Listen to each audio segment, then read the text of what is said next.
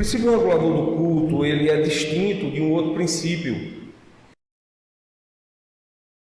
de tradição evangélica e até mesmo a antiga igreja cristã, a igreja papista, usa também, chamado de princípio normativo do culto. O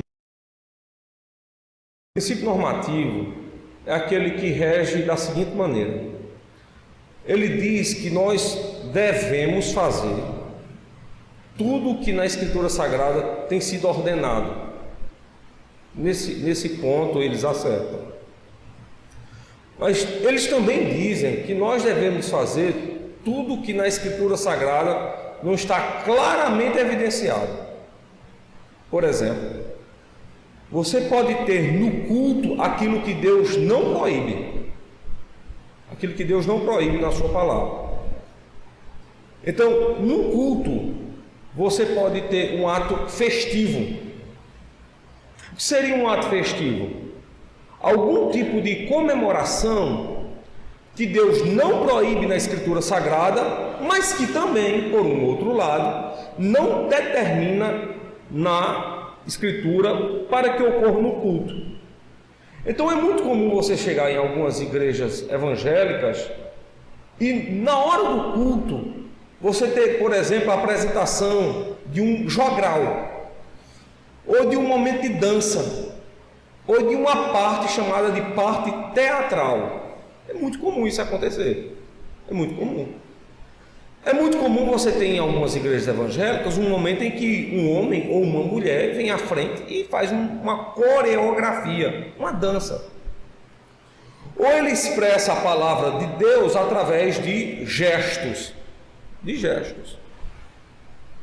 Tudo isso, com uma única norma, chamada princípio normativo do culto. Tempo desse aí, eu estava assistindo até uma programação da nossa igreja, e aqui eu vou ser bem crítico mesmo, da Igreja Presbiteriana do Brasil, e para minha vergonha, estava lá uma mulher fazendo uns gestos com a mão. Eu sei que aquela linguagem é linguagem de surdo, linguagem de surdo mudo. Eu me perguntei na televisão, eu digo, onde é que está isso determinado na Escritura Sagrada? Eu fiquei com aquela pulga atrás da orelha. Mas é até bacana, né? Você de repente tem um surdo mudo ali, está ouvindo e vendo através da gesticulação daquela linguagem a palavra de Deus sendo pregada. Mas eu fiquei me perguntando, meu Deus, onde é que a Escritura Sagrada está determinando isso? Será que tem um mandamento que eu ainda não vi? Será que existe algum mandamento que nem os divines de Westminster viram também? Será possível? Eu fiquei nessa cobrança, nessa pergunta. Obviamente, irmãos, eu confesso que não achei resposta. Nós temos, irmãos, de tempos em tempos, uma tendência, aqui eu chamo de queda. Uma tendência, que é uma queda, para a gente colocar no culto aquilo que Deus, sobre hipótese alguma, tem ensinado ou tem determinado. Aí, é muito comum nós, ao mesmo tempo que quebrarmos aquilo que nós chamamos de princípio regulador do culto, nós começarmos a invalidarmos ou a enxertarmos algo na palavra de Deus. Ou invalidamos a Escritura, ou enxertamos na Escritura aquilo que Deus não determina. Observe, irmãos, que o princípio regulador do culto está completamente enfatizado em alguns trechos sendo ao culto, mas nada também você diminui dele. E qual é a regra que está no verso 32? Tudo o que o Senhor ordena. E de outros, que também estão enfatizados aqui no capítulo número 12, nós temos, portanto, aquela antiga tradição chamada de princípio regulador do culto. E foi assim, irmãos, que Deus começou a se revelar aos filhos de Israel em Canaã, por meio da sua palavra, por meio do culto. Então, aqui o capítulo 12, irmãos, trata de um estabelecimento de regra que Deus deu à sua igreja. E esse estabelecimento de regra é tácito, é claro. E é importante que todos os crentes, de todas as épocas, de todos os tempos, em todos os locais, observem. Bom, bora dividir aqui o texto para que a gente tenha uma compreensão acerca de como Deus estabelece a sua regra de adoração pública. A primeira parte do texto, só observando aqui, todo o capítulo 12 é uma extensão, né? Você não pode pregar ele de forma separada, nem unida a um outro corpo de texto. Então, todo o capítulo 12, do verso 1 ao verso número 32, é uma extensão única, um bloco único. Mas dentro desse bloco único, você tem, portanto, unidades. E a primeira unidade, ou a primeira parte que nós chamamos aqui do texto, ela percorre do verso de número 1 ao verso de número 9. Irmãos, aqui no verso de número 1 ao verso de número 9, Deus estabelece para a sua igreja, para o seu povo, uma ordem que o povo deveria cultuá-lo. Então, quando o povo se reúne, não é para um outro sentido, mas é no sentido de cultuar ao Senhor. E nesse sentido em que Deus espera que os seus adoradores o cultuem, ele estabelece aqui os parâmetros, aquilo que nós vamos chamar aqui nessa pregação de pilares, verso 1 ao verso de número 9. Segundo, irmãos, Deus agora vai estabelecer diante dos filhos de Israel uma história. Está do verso de número 10 em diante. Esse verso de número 10 em diante vai marcar a parte mais longa do texto. Verso de número 10 ao verso de número, observem só, irmãos, ao verso de número 21.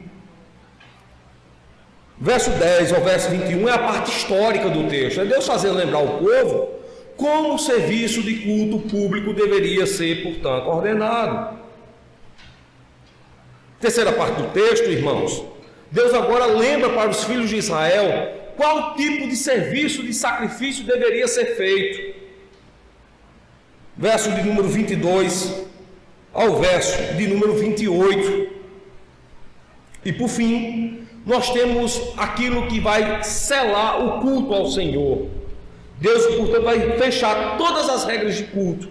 Então ele faz isso do verso 29, é a parte mais curta, ao verso de número 32. Vamos ao texto, irmãos.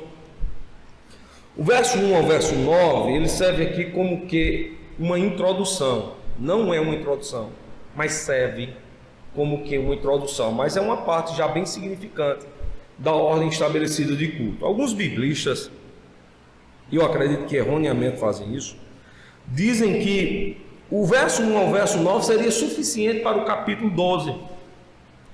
Porque do verso 1 ao verso 9 você tem tudo aquilo que vai ser desenvolvido dentro do capítulo 12.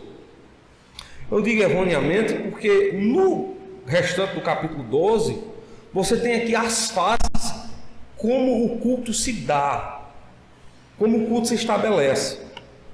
Então eu gostaria de ver essa parte aqui com vocês, verso 1 ao verso de número 9. O texto bíblico diz assim: estes são os estatutos e os juízos que tereis cuidado em cumprir na terra que vos deu o Senhor, Deus de vossos pais, para possuir todos os dias que viverdes sobre a terra. Totalmente destruireis todos os lugares onde as nações que possuireis serviram aos seus deuses, sobre as altas montanhas, sobre os outeiros aqui é sobre sobre os montes, né? E debaixo de toda árvore frondosa, derrubareis os seus altares, quebrareis as suas estátuas, e os seus bosques queimareis a fogo. Destruireis as suas imagens esculpidas dos seus deuses, e apagareis o seu nome daquele lugar. Assim não fareis ao Senhor vosso Deus. Mas o lugar que o Senhor vosso Deus escolher de todas as vossas tribos, ali por o seu nome buscareis para a sua habitação, e ali vireis. E ali trareis os vossos holocaustos e os vossos sacrifícios, os vossos dízimos, a oferta alçada da vossa mão, os vossos votos e as vossas ofertas voluntárias, e os primogênitos das vossas vacas e das vossas ovelhas. E ali comereis perante o Senhor vosso Deus, e vos alegrareis em tudo em que puserdes a vossa mão. vós e as vossas casas, no que abençoar o Senhor vosso Deus. Não fareis conforme a tudo que hoje fazemos aqui, cada qual tudo que bem parece aos seus olhos, porque até agora não entrastes no descanso e na herança que vos dá o Senhor vosso Deus. Observem só, irmãos. Deus agora acaba de dizer aos filhos de Israel que a ordem de culto passa por mandamento e estatuto, então é lei. Deus diz aos seus filhos: filhos, diante de vós tendes lei, tendes mandamento, tendes estatuto. A outra regra, irmãos, é que ao chegarem na terra que o Senhor havia dado, nenhum outro local de culto a um Deus estranho seria permitido existir. Nas altas montanhas, nos vales, nos montes, nas árvores frondosas, Deus estabeleceu que os deuses ali seriam arrancados, extirpados, destruídos, queimados e os nomes apagados. Deus estava dizendo: a terra é minha, o povo é meu, e aqui só estabelece um tipo de culto, um tipo de serviço e um tipo de adoração. Segunda coisa que se observa aqui, ainda nesse segundo ponto, é que a terra era grande, então poderia haver locais de culto, mas Deus estabeleceu uma outra regra nesse princípio, é de que nenhum outro local de culto seria dado entre os filhos de Israel, senão aquele aonde Deus estabelecesse seu nome. Ou seja, aonde houvesse ali o nome do Senhor, ali seria o local de culto. A violação desse mandamento, desse estatuto, dessa regra, dessa lei, poderia trazer um dano terrível aos filhos de Israel. Observem só, irmãos, o verso número 3, nós temos aqui uma aplicação de juízo. Nós temos lei e juízo, e no verso 3 está sendo dito que os locais de culto pagão seriam destruídos. Significa dizer também que se os filhos de Israel estabelecessem culto ao Senhor em outro local, onde Deus não houvera permitido, mesmo que o nome do Senhor fosse, portanto, invocado, observe só, o local seria destruído, seria punido. Observe que Deus está estabelecendo onde o povo deveria adorar. Ele não dá ao povo a permissão, aquilo que modernamente nós chamamos de democracia. Ele não dá ao povo permissão para o povo escolher aonde deve servir ao Senhor. Muito pelo contrário, Deus diz assim: eu vou ser servido no local em que eu ordenar, em que eu quiser, e ali colocarei o meu nome, ali você se reúne. Se houver, portanto, qualquer um outro ajuntamento fora desse local, será tido como um culto pagão. Os que ali o fizerem trarão sobre si morte. É por isso, irmãos, que Deus odiou a divisão dos filhos de Israel. Lembram? Era uma unidade só, um bloco só, 12 tribos reunidas em torno do nome do Senhor. De repente eles racham. Tribos do norte, tribos do sul. Local de culto em Jerusalém, local de culto em Gerizim. A época de Cristo, a mulher samaritana estava perdida, dizendo: nós temos a Escritura, os teus também têm. Dize a mim aonde deve ser adorado ao Senhor. Os teus dizem ali, os nossos dizem acolá. Aonde deve ser adorado o Senhor? Porque os filhos de Israel haviam desconhecido o mandamento, quebrado a lei, quebrado as regras, os estatutos, os juízes, esquecido, portanto, da lei clara estabelecida pelo Senhor. E o que foi que eles trouxeram para si? Uma outra coisa senão ruína, juízo. É por isso, irmãos, que o reino, quando fora uma vez dividido, Deus os levou em cativo, para que o verso 3 do capítulo 12, aqui do livro de Deuteronômio, pudesse na vida deles, de forma penosa, ser cumprida. A lei deve ser cumprida. Os romanos tinham um conceito interessante contra a lei, aliás, a favor da lei. Eles diziam que a lei, quando lei é dura, dura lex, ou seja, a lei é dura, e ela deve ser cumprida e cumprida à risca. Ora, irmãos, esse conceito, ele não parte dos romanos, apesar que os romanos, eles quem propagaram, através do famoso direito canônico romano, mas entendam, aqui é uma lei estabelecida pelo Senhor. Deus havia dito aqui no texto que a sua lei vigoraria até enquanto eles estivessem na terra. É dura, mas é lei. Dura lex sed lex, né? A lei é dura, mas é lei. A lei é dura, mas é lei. O princípio aqui, irmãos, de Deus ter estabelecido aqui nesse segundo ponto, aqui dessa primeira passagem, é para que os filhos de Israel não tomassem destinos duplos ou dúbios, ou cochichassem em seus ouvidos acerca de dois pensamentos. Pelo contrário, Deus queria aqui forjar uma unidade. É assim que nós observamos lá no capítulo 4 do livro de Efésios. Deus estabelece entre o seu povo uma unidade. Certa vez, consultando uns livros de teologia e vendo uma exposição em uma sala de aula, eu não era o professor, mas escutava alguém que falava, devia ser o professor naquela época.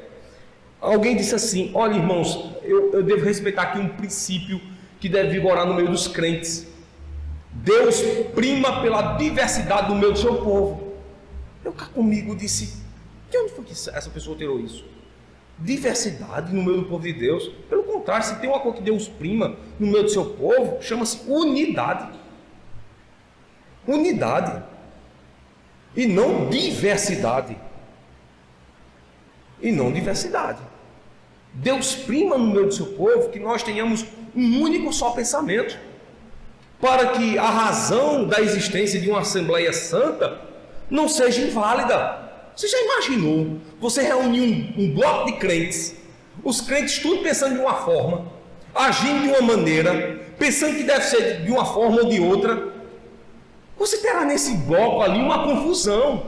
Alguém dirá assim: o Senhor é invocado assim, o Senhor é invocado dessa forma, o Senhor deve ser invocado de outra forma, e o outro diz assim: não, eu entendo que o Senhor deve ser servido assim como eu penso. O nome disso é diversidade. O nome disso também é confusão, é Babel. Deus prima para que no meio do seu povo haja, portanto, uma única forma de pensar, uma unidade no pensamento, uma unidade doutrinária e uma unidade na fé. É o que encontramos lá em Efésios capítulo 4, irmãos. Isso nasce tudo a partir do princípio que regula as ações de adoração dos crentes, parte do princípio regulador do culto. É aqui que Deus ensina aos seus filhos como pensarem concordantemente no seu nome, levando em consideração a sua doutrina. É por isso, irmãos, que o verso 4, ele encerra uma proposição, dizendo: assim não fareis ao Senhor vosso Deus.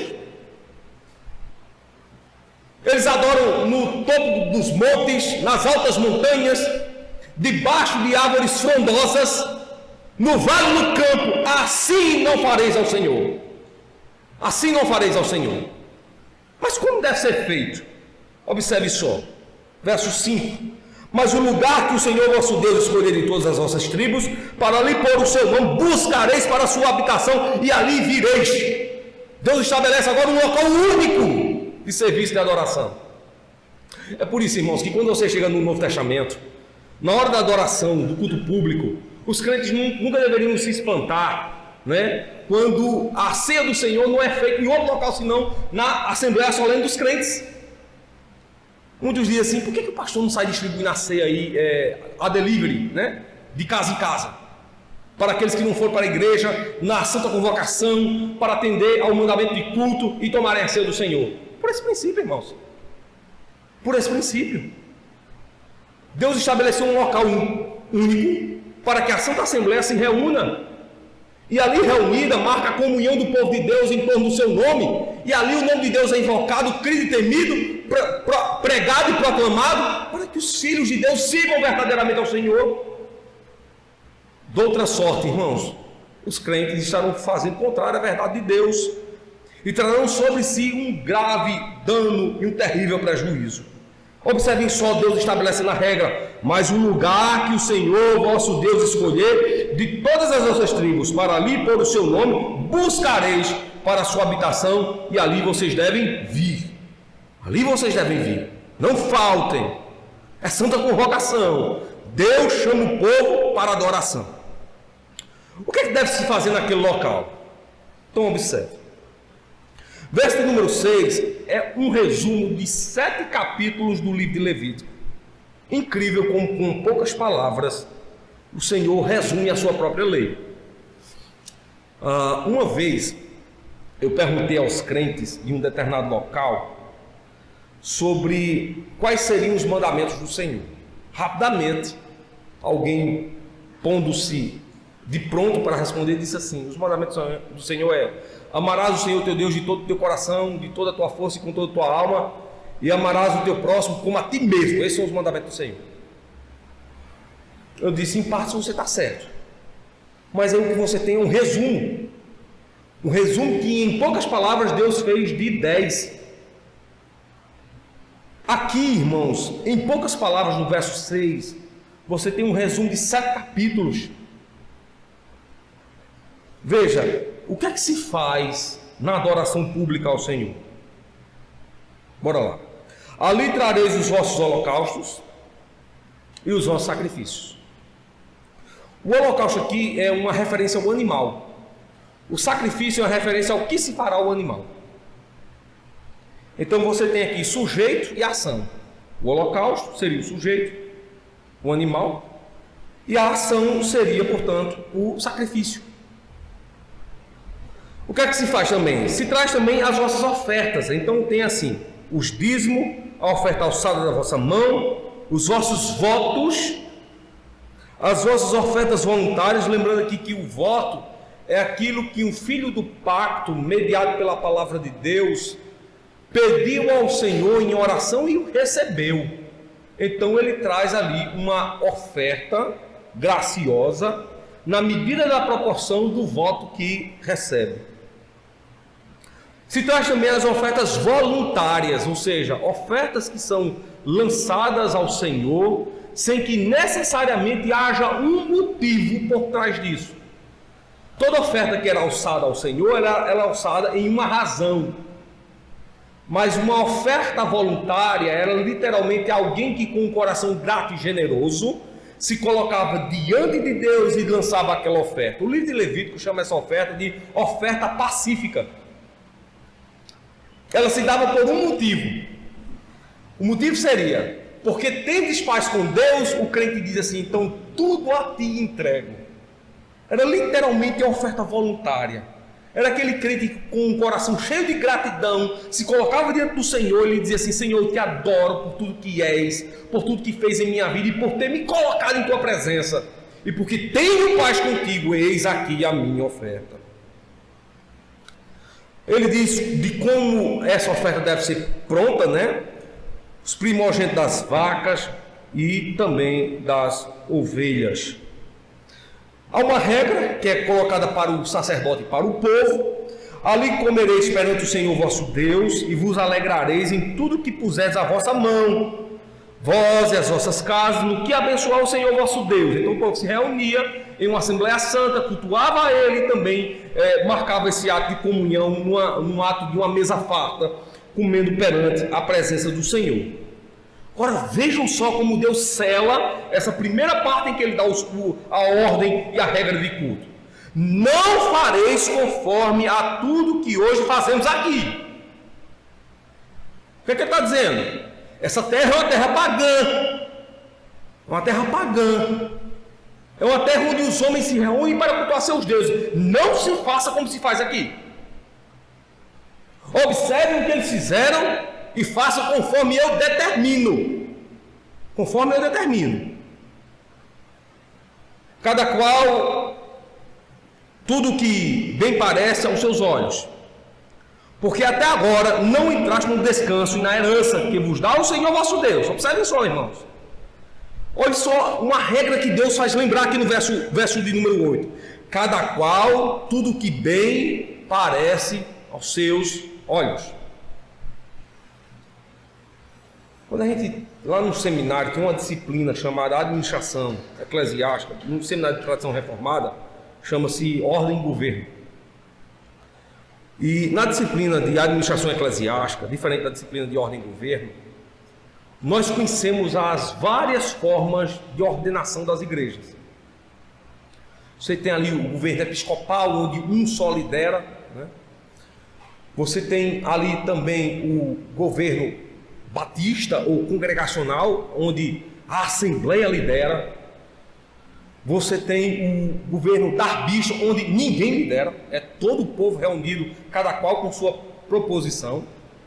E você tem o governo reformado ou presbiteriano, onde um povo eleito lidera. Um povo eleito lidera. Se bem que a nossa forma de presbiterianismo é um tanto quanto estranha. Na forma real de governo presbiteriano, você tem diáconos e presbíteros trabalhando em consonância no governo da Igreja de Cristo. Eu às vezes tento fazer isso aqui na nossa igreja, colocar sempre os diáconos a par de algumas decisões. Hoje, graças a Deus, os nossos diáconos, eles trabalham literalmente com as finanças da igreja. Isso é importante. Isso é importante. Os presbíteros devem ficar longe disso. Não cabe a eles esse tipo de governo. Não cabe.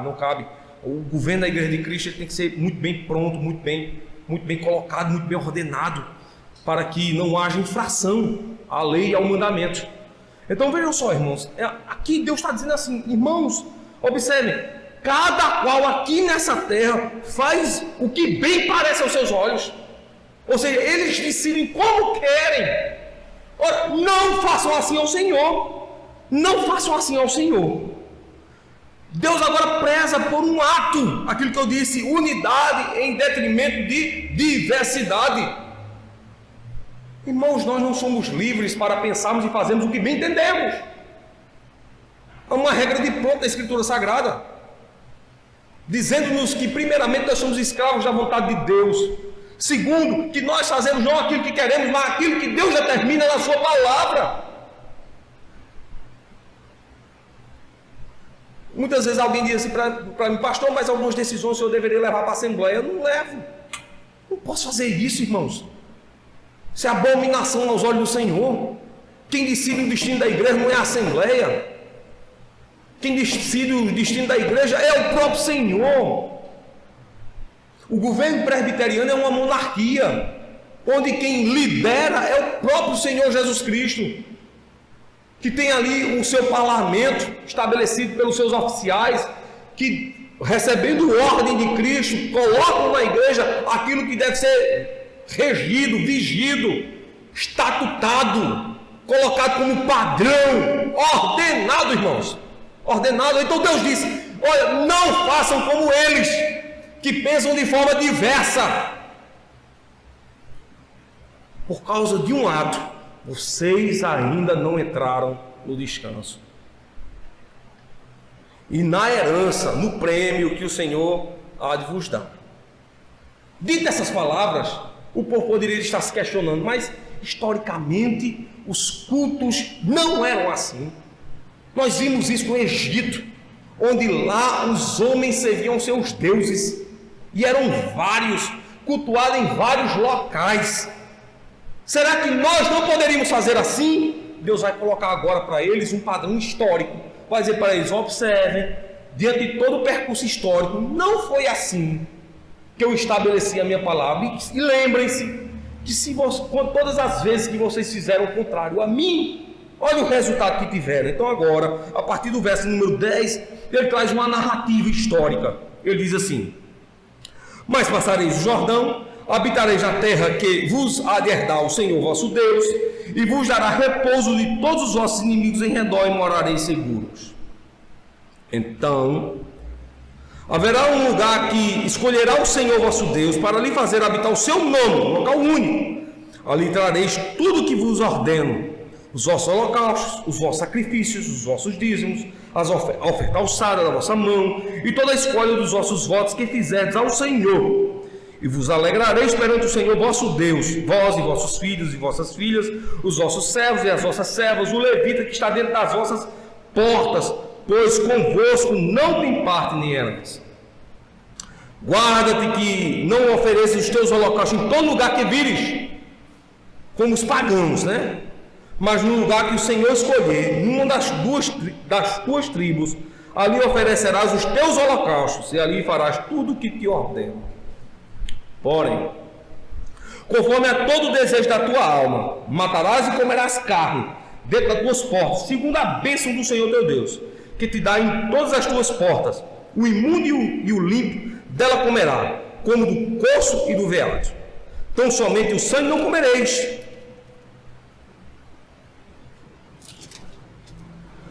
Sobre a terra o derramareis como água. Dentro das tuas portas não poderás comer o dízimo do teu grão, nem do teu mosto, nem do teu azeite, nem dos primogênitos das tuas vacas, nem das tuas ovelhas, nem de nenhum dos teus votos que houveres prometido, nem as tuas ofertas voluntárias, nem a oferta alçada da tua mão. Mas os comerás perante o Senhor teu Deus, no lugar que escolheu o Senhor teu Deus, tu e teu filho, a tua filha, e o teu servo e a tua serva, o levita que está dentro das tuas portas. E perante o Senhor teu Deus te alegrarás em tudo em que puseres a tua mão. Então Deus está aqui colocando diante deles o que eles devem fazer no tempo. Aqui é um ato histórico. Deus está dizendo assim: olha, vocês quando fizerem e se reunirem, faça dessa forma, se reúnam nesse modelo, no local que eu determinei, e assim devem fazer. Comam juntos, não comam separado, como fazem os pagãos. Comam da carne, mas evitem o sangue. Os ímpios fazem assim. Vocês são diferentes. É um ato histórico. Isso vai acompanhar todo o progresso de caminhada dos filhos de Israel. Verso 19: guarda-te, que não desampares ao levita todos os dias da terra. Deus estava lembrando que aqueles a quem eram chamados de oficiais de culto, os levitas, responsáveis pela limpeza do templo, pelo cuidado do culto, aquilo que nós chamamos de diáconos, e aqueles que ordenavam sobre os animais, faziam o holocausto, os sacerdotes, os pastores do povo. Ora, cuidem deles, como se Deus estivesse dizendo assim: eles sobrevivem da oferta de vossas mãos. Não se esqueçam do dízimo nem da carne, por causa dos levitas. Lembro que na hora do culto aqui na nossa igreja, é muito comum eu dizer assim: irmãos, quando nós participamos da beneficência, nós trabalhamos duas coisas. Primeiro, manutenção do culto. Segundo, atendimento aos necessitados. Veja, irmão, essa regra está estabelecida aqui. Quando eu digo assim, lembre-se dos levitas, ele está tanto lembrando do culto, como lembrando do necessitado. Ora, o levita dependia exclusivamente do trabalho daqueles que iam servir e adorar ao Senhor. O dízimo e a oferta não é para alimentar a Deus, mas é para fazer com que o culto não cesse e os oficiais da casa do Senhor possam estar plenamente preparados para servirem ao Senhor, conforme estabelecido e ordenado a sua palavra. Esse é o princípio da beneficência. Quando nós participamos com dízimos e ofertas, é para dizer para todos os crentes, para todas as gentes, que esse ato é para manter o culto. Um crente, quando evita esse ato, ele está dizendo assim: olha, eu não tenho prazer na casa do Senhor, eu não tenho prazer de ouvir a lei de Deus, a palavra de Deus. Ora, porque eu não estou preocupado em manter os agentes do culto, os oficiais do culto. O tamanho da nossa igreja não permite ter mais de um levita, né? Você tem um apenas que depende da ordem de culto, que é necessariamente aquele presbítero que com exclusividade é chamado de pastor, né? Então veja, mas dependendo do tamanho de algumas igrejas e de algumas assembleias, você tem ministros, né? Mais de um pastor para cuidar do rebanho, cuidar das ovelhas, cuidar do povo. Se bem que a tradição reformada sempre trabalha com essa quantidade de 100 a 120 pessoas, mas existem grupos de irmãos que com menos crentes, até 60, 70, 80 crentes, tem 2, 3 pastores, e o grupo sustenta para que todo o povo seja atendido em suas necessidades, todas as suas necessidades. E isso, irmãos, é um apregoado ou um arrazoado que parte não da vontade de um povo, mas que parte da vontade de Deus. Isso é importante. Isso é importante, irmãos.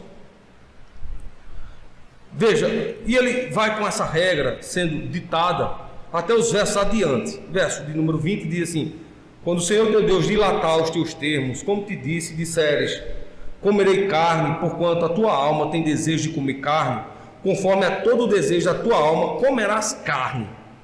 Se estiver longe de ti o lugar que o Senhor teu Deus escolher, para ali pôr o seu nome, então matarás as tuas vacas e das tuas ovelhas, que o Senhor te tiver dado, como te tenho ordenado, e comerás dentro das tuas portas, conforme a todo o desejo da tua alma. Porém, como se come o corço e o veado, assim comerás o imundo e o limpo, também comerão deles. somente. Esforça-te para que não comas o sangue, pois o sangue é vida, pelo que não comerás a vida com a carne. Não comerás na terra, o derramarás como água. Não comerás para que bem te suceda a ti e a teus filhos, depois de ti, quando fizeres o que for reto aos olhos do Senhor. Irmãos, aqui nós temos até o verso número 25, né? Então Deus estabelecendo os pontos históricos da adoração. A carne deve ser comida, o sangue deve ser evitado, as ofertas devem ser trazidas e o povo se reúne em um local só para oferecer adoração ao Senhor. Terminada essa parte, ele expõe agora alguns pontos doutrinários. Verso de número 26 ao verso de número 28 ele faz isso. Porém, as coisas santas que tiveres os teus votos tomarás e virás ao lugar que o Senhor escolher. Observem aqui que as palavras coisas santas se referem a toda aquela mobília que vem trazendo ou vem sendo levada pelos levitas no deserto do tabernáculo. Aquilo são coisas santas. Porque aquele local, o tabernáculo, onde era o local onde Deus se reunia. Observem que na caminhada no deserto, Deus, até no deserto, na caminhada, tinha um único local, um único ponto onde ele se revelava. Ele não se revelava no topo da montanha, ele não se revelava nas frechas das rochas, ele não se revelava nos vales ou nos rios, mas ele se revelava no tabernáculo. Então Deus estabelece aqui como o povo deveria ter zelo por essas coisas. Ele diz aqui: porém as coisas santas, as coisas do tabernáculo, que tiveres e os teus votos tomarás e virás ao lugar que o Senhor escolher. Então, o tabernáculo deve estar no local onde Deus há de determinar o culto. Nós sabemos que local é esse. Esse local é Jerusalém. É na terra de Salém dos cananeus. E é justamente no monte onde um dia Abraão tentou sacrificar Isaac, em Moriá, que também é chamado de Monte Sião. Verso de número 27, irmãos. Lá, em Moriá, em Sião, oferecerás os teus holocaustos, a carne e o sangue sobre o altar do Senhor, teu Deus, e o sangue dos teus sacrifícios se derramará sobre o altar do Senhor, teu Deus, porém a carne comerás. Guarde e ouve todas estas palavras que te ordeno, para que bem te suceda a ti e a teus filhos depois de ti para sempre, quando fizeres o que for bom e reto aos olhos do Senhor teu Deus. Observe agora um outro princípio teológico. Deus diz assim: você come da carne e não bebe do sangue. Você vai oferecer sacrifício a Deus, você come da carne e não bebe do sangue. A carne era o holocausto, que era feito para perdão e remissão de pecado do povo. Você se perguntou por que o povo não bebe do sangue? Por que o sangue deveria ser derramado em terra como água? Percebam só, irmãos. O povo não bebe do sangue porque o sangue aqui pertence ao Senhor. É como se Deus estivesse dizendo aos filhos de Israel: a carne é vossa, o sangue é meu. No tratado de aliança, o sangue dos animais é uma representação do sangue que eu bebo vosso. O sangue dos animais não servia para a remissão dos pecados de um povo. Completamente diferente de um outro sacrifício que nós tomamos e bebemos. Tomamos a carne e bebemos o sangue, o sacrifício de Cristo. No sacrifício de Cristo, o sangue dele serve para nos perdoar os pecados. Por que os filhos de Israel não tomavam do sangue? Porque o sangue é impuro. O sangue dos animais era impuro. E ele não servia para lavar os pecados dos homens. Completamente diferente do sangue de Cristo, que é um sangue puro. No sacrifício de Cristo nós comemos a carne quando tomamos do pão. No sacrifício de Cristo nós bebemos do sangue quando tomamos do vinho.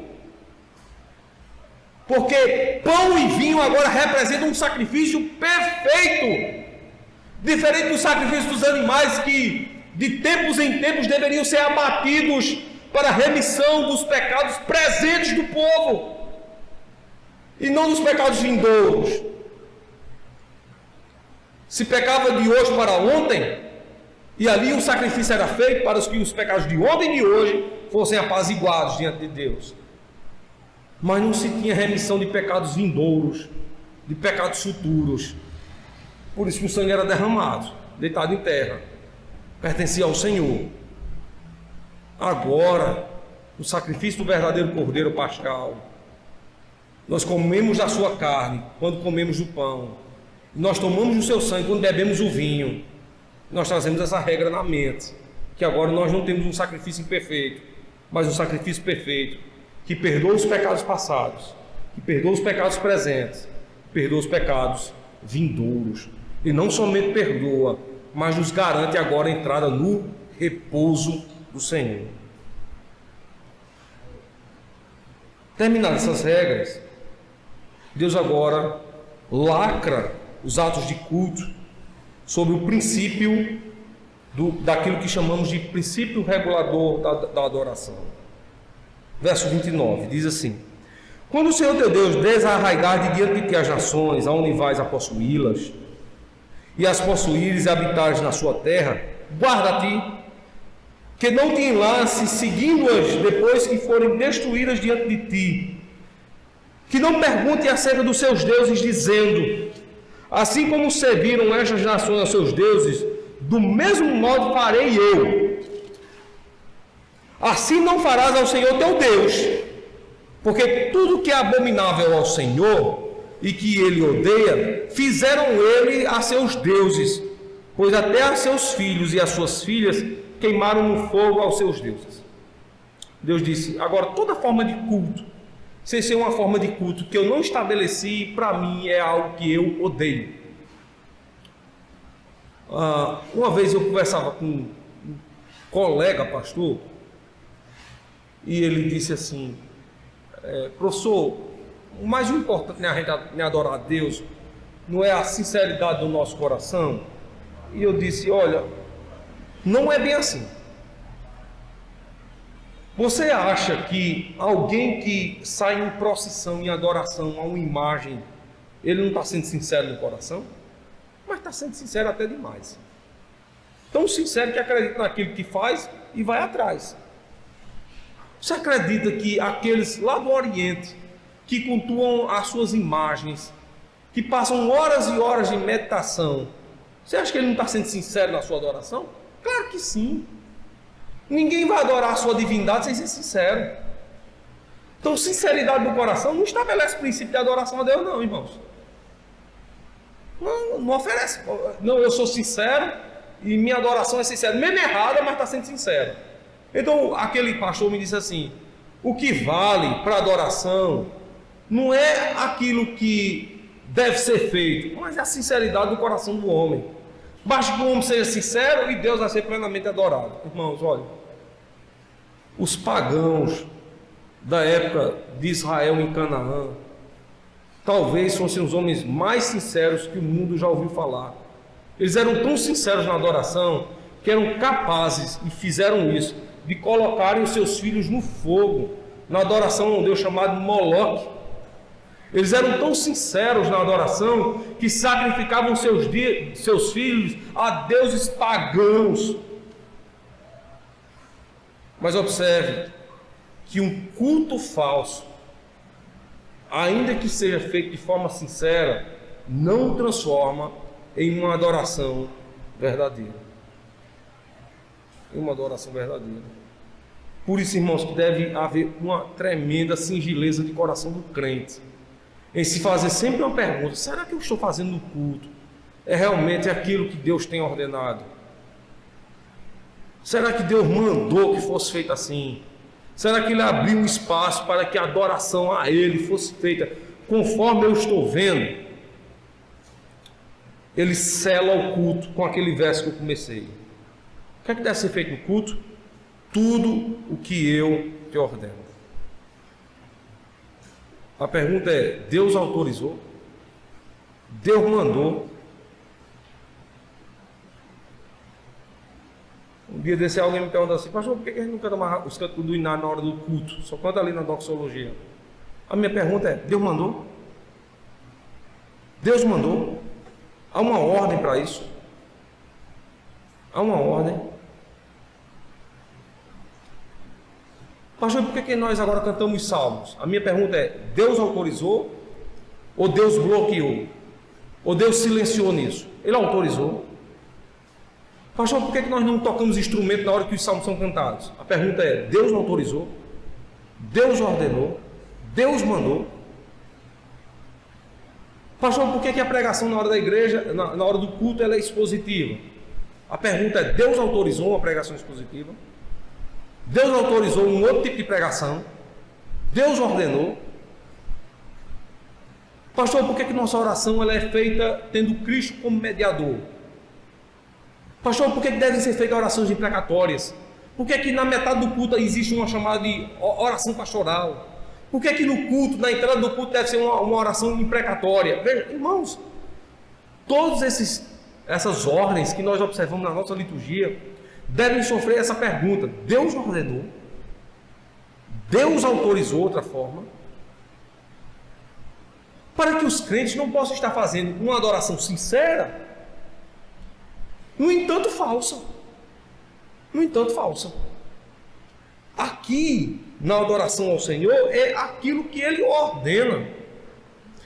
Aquilo que Ele ordenou, o que é que deve ser feito? Observado. Tudo que eu te ordeno, observarás para fazer. Nós não devemos ser omissos nisso. E o que é que deve ser feito? Nada acrescentado e nada diminuído. É que Deus tem ordenado. Eu nem acrescento do culto nada e nem eu retiro do culto nada. Fazer como um irmão que me perguntou domingo passado, retrasado aqui na igreja. Disse assim, quando eu ia chegando, disse assim, pastor, vai se comemorar o dia disso ou o dia daquilo, em pleno dia de domingo? Eu disse, vai não, comemorar não. Mas pastor, eu não comemora não. Mas a igreja preteriana não vai comemorar não. Comemora não. Tem necessidade disso não. Dia de domingo é dia do Senhor. Quer comemorar dia de esposa de pastor, dia de diácono, dia de presbítero, comemora em outro dia. Mas no dia do Senhor é o dia de culto ordenado ao Senhor. Não, mas a igreja... Olha, tem conversa não, irmãos. Tem conversa não. A nossa tradição aqui é uma tradição puritana. E quem não gostar que se estoure pelas costas. Tem isso não. Não tem mesmo. Não, mas outra igreja presbiteriana, os presbiterianos pode fazer o que quiser, meu irmão. Mas aqui não. A ordem de culto é estabelecida pelo Senhor. Pastor, e o senhor é contra o dia do pastor, dia de presbítero, dia de diácono? Para mim isso nem existia. Mas é contra isso aí? Não sou contra não. Mas se quiser comemorar, comemore em outro dia. No dia do Senhor só se comemora culto ao Senhor. Até meu aniversário, quando cai no dia de domingo, eu não gosto que o pessoal venha me dar parabéns. Quando vem me parabenizar, eu nem respondo. Quando é na segunda-feira, eu começo a dizer obrigado, obrigado, obrigado isso, obrigado aquilo. Que é dia do Senhor, irmãos. É o dia que só deve ser feito culto e algo para Deus somente. A comemoração exclusiva é a Ele. Nos outros dias a gente fala o que a gente bem entende. A gente se reúne com os irmãos, faz uma festa, se reúne com a SAF, comemora qualquer dia possível. Mas esse ato é um ato exclusivo para o Senhor. E os crentes têm que se amoldar e se acostumar com isso, irmãos. Caso contrário, a gente vai estar violando lei e mandamentos e quebrando na maior tranquilidade possível. Esses mandamentos são estabelecidos para sempre. E nós não devemos violá-los, irmãos. E nós não devemos violá-los. Aí lá fora, quando falei essas coisas, os irmãos disseram, agora entendi realmente, né, pastor? Por que o senhor não comemora? Sério, não comemoro mesmo não. Não comemoro de jeito nenhum. Quando for pastor aqui, o responsável pelo culto, aliás, o único responsável pelo culto aqui sou eu. Enquanto eu for o único responsável pelo culto, esse tipo de coisa não acontece não. Pode o presbítero achar ruim, achar bom, não estou nem aí, nem ligo. Nem ligo. Estou nem aí. Diácono, mas nem escutam. Nem escutam. É aquilo que Deus estabeleceu na sua palavra, irmãos. É aquilo que Deus estabeleceu na sua palavra, aquilo que Ele colocou no seu evangelho. E é isso que deve ser cumprido. E os crentes devem ter ciência disso. Caso contrário, irmãos, a gente por qualquer coisa vai violar a palavra de Deus. Vai passar a comemorar como fazem os pagãos. Hoje é dia de Santa Luzia. Hoje é dia de São isso, dia de São aquilo, dia disso e dia daquilo. Nós temos às vezes um prazer enorme de violarmos ou colocarmos coisas na hora do culto que Deus não estabeleceu. Que Deus não santificou, que Deus não ordenou, que Deus não deu ao seu povo para fazer. E aí chegam uns crentes no pleno dia de domingo e dizem assim: eu não vou para o culto porque eu vou ficar reunido com minha família. Porque é dia das mães. Eu não vou para o culto porque eu vou ficar com meu pai, porque é dia dos pais. Eu não vou para o culto porque fulano está aniversariando e eu vou ficar no aniversário. Irmãos, acaba com isso.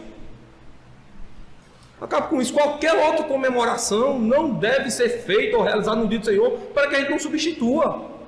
O dia do Senhor é exclusivo dele, do Senhor. E de mais ninguém. E de mais ninguém.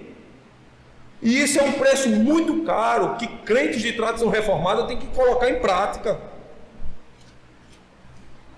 Ontem eu estava com o Josi numa comemoração com amigos lá no Betel Brasileiro, né? A formatura, e estava acompanhado com ela, e teve um momento que a gente saiu e foi para um restaurante.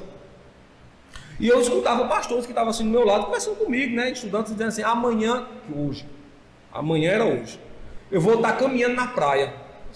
Meu Deus, qual a mentalidade desse povo que tem acerca do dia do Senhor? Eu vou estar fazendo isso, eu vou estar fazendo aquilo. Meu Deus, o que esse povo pensa acerca do dia do Senhor? Eles têm 6 dias para fazer o que bem entender. Segunda a sábado para fazer isso. Mas quando vão fazer alguma coisa, dizem: não, vou fazer no dia do Senhor. É um absurdo, irmãos. É um absurdo. E a gente não pode fazer isso. Olha, o mandamento é claro: tudo que eu te ordeno, observarás para fazer, nada lhe acrescentarás, nem diminuirás. Essa é a regra. Isso deve ser feito. Irmãos, que Deus, por meio da sua palavra, nos lembre disso. O interessante é que o mandamento que nos traz à memória isso, ele é muito claro quando diz o seguinte: lembra-te. Ele não começa de uma outra forma, senão com essa expressão: lembra-te, lembra-te do dia do Senhor, para o guardar e o santificar. Fica de pé, irmãos. Vamos encerrar esse trabalho com oração. Soberano Deus, nós nos alegramos em Ti. A Tua palavra é santa, verdadeira. Ela tem nos ensinado a Tua verdade, não tem nos deixado cair dela. Senhor, nós nos colocamos diante de Ti com o coração contrito e quebrantado para fazer a Tua vontade. Ó Senhor, não nos deixe nos apartar de Ti. Esse é o Teu mandamento. Nós não podemos violar a Tua lei. Nos ajude, Senhor. Nos dê ânimo, força, coragem, para que nós não possamos quebrar a Tua palavra. Ajude os Teus filhos a serem fiéis em tudo, Senhor. Abençoa-lhes com a Tua palavra e que ela não falte, Santo Deus, assim nós oramos, esperançosos que neste dia ainda o Senhor, ela nos dará. Em nome de Cristo, para o louvor da Tua glória, nós oramos agradecidos agora e sempre. Amém.